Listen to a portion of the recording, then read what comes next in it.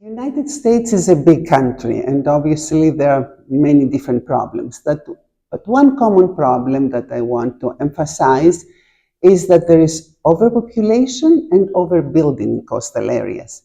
And this is even more amplified by the fact that there is a well-organized effort to even deny that climate change exists. And that allows efforts to justify the lack of investment in mitigation adaptation and lack of investment in education outreach, so that the problems that brought us climate change to begin with continue with actually continuous investment in like fossil fuels. So the first word is science.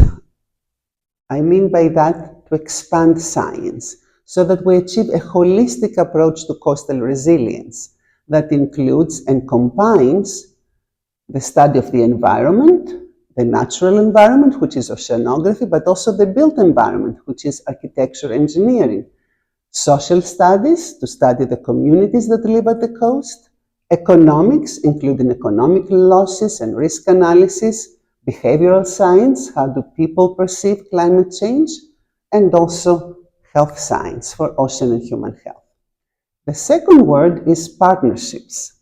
We need to bring together key players, and these include scientists, again, also practitioners, managers, community organizers, and policymakers. And finally, I'm thinking of outreach, because that's very important for education, ocean literacy, so that we build coastal communities that understand the issues and we have engaged citizens.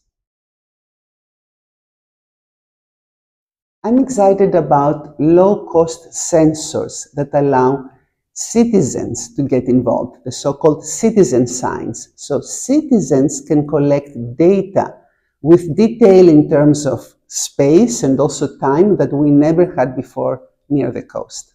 I'm also excited about clean energy and we have advancements in clean energy, and this can accelerate our independence from fossil fuels. And finally, I'm excited about citizen science and mobilizing communities, coastal communities, so that collectively they face the climate change challenges.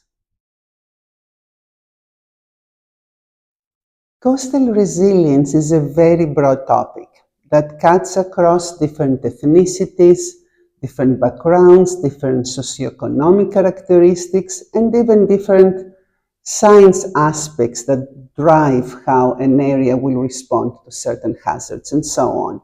So bringing together in the same place, in the same room, experts from around the world that cover a broad range of these aspects is extremely valuable and pretty much the only way to achieve a holistic approach to coastal resilience that can help us really understand better coastal resilience and also derive effective solutions.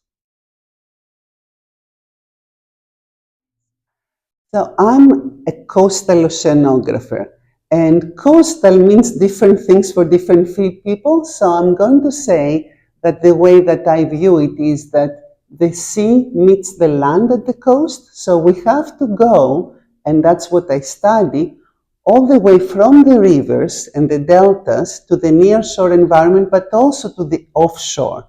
So I consider this, I call it a continuum, extremely important for coastal resilience. So the studies we do, the solutions we try to derive need to take into account these connections between the land and the sea and also with the atmosphere.